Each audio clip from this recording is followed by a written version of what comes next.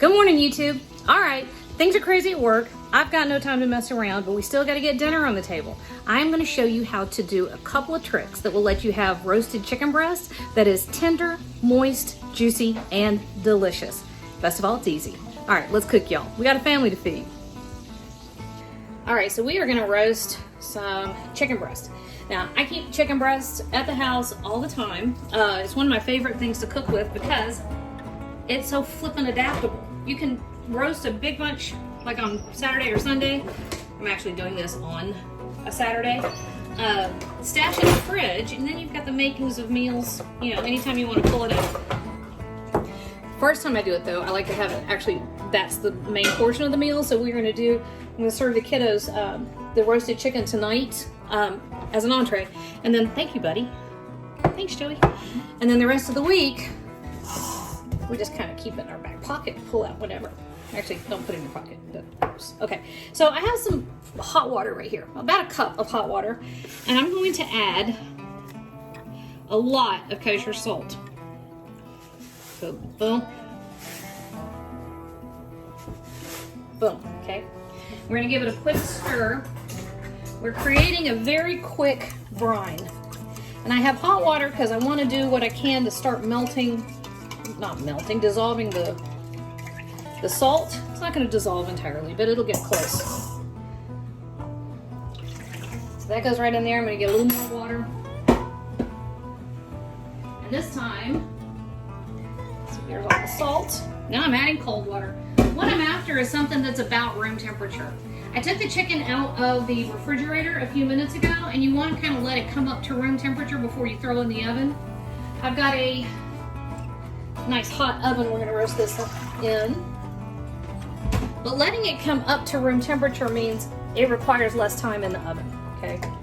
So I'm going to show y'all how to do this and get nice, moist, delicious, tender, juicy chicken by throwing it in the oven and doing almost nothing, okay?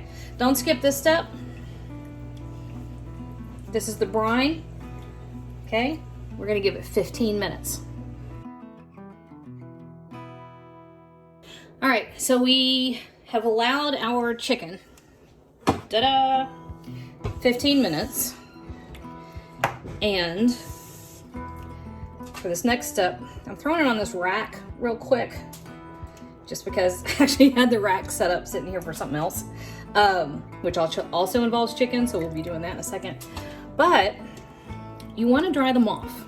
And I happen to be out of paper towels. I do have, however, some brand new clean bleached washcloths. All right, so we're letting them sit there for just a minute. Now, chicken hand, be right back.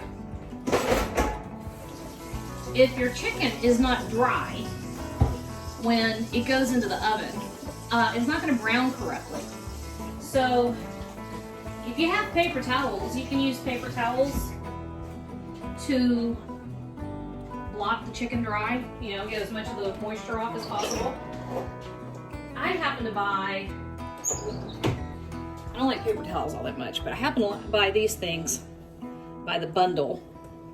These you can wash and bleach, or when they get real yucky and old, toss them.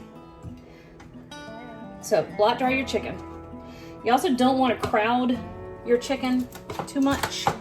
You want enough room that you're going to have some air circulating around your pieces of chicken. I don't even want to know what that was. It involved something slid and something crashed and a cat running right back here. You know what? I'm going to crowd that one. I'm going to do just what I just told you all not to do. All right, so this is going to go over here because we are done with that. All right, so here is our chicken. Notice I'm not putting salt and pepper on it. Salt was in the brine that we used. And at this point, I'm going to actually serve this chicken, I know, at least 3 different ways. So tonight, I'm serving just plain roasted chicken breast. This is a couple tablespoons of butter, by the way. So just plain tonight, simple, roasting some asparagus all by itself. But I want the leftovers. And on one of the leftover uses that I want, I take it and I toss cubed chicken with some pesto and pasta, and it makes a super easy thing for me to take to work for lunch. But I'm also going to use it to make some chicken enchiladas. So I don't want to like distinctively mark any particular flavor profile right here at the beginning. Okay, I just want to have nice, delicious, perfect chicken. How many times could I say nice? I think I did it 12 times in that sentence. Okay, 450 degrees. Yes, I mean it, that hot. These are gonna go in for about 17 minutes, okay? If you have great big ones, make it a full 20. And if they're little tiny itty bitty ones, make it 15. But nice and hot, a little butter, salted, brined, boom. All there is to that. All right, there's not a whole lot to see except the timer went off for our chicken that's in the oven. So I'm actually gonna put it on broil, and I'm gonna run each one of those casserole dishes under the broiler for just a few minutes, just to get some color on them, okay? That's it. All right, first one's out. And the big trick to this, y'all, once you get them out, let them rest, okay? They'll be a lot juicier and more flavorful. But man, it doesn't get more perfect than that. All right, we're gonna let them rest for 5 minutes or so. Then I'm gonna show you what they look like on the inside, because it's good. All right, we did our 5 minutes. So that's all well and good, right? But the proof, as they say, is in the pudding. All right, so this was our quick baked chicken breast.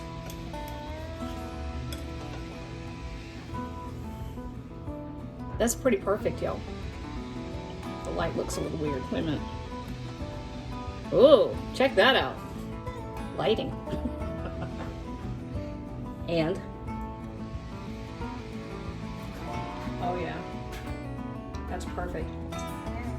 Perfect by itself, just this way, as a meal, and ready to rock the rest of your week.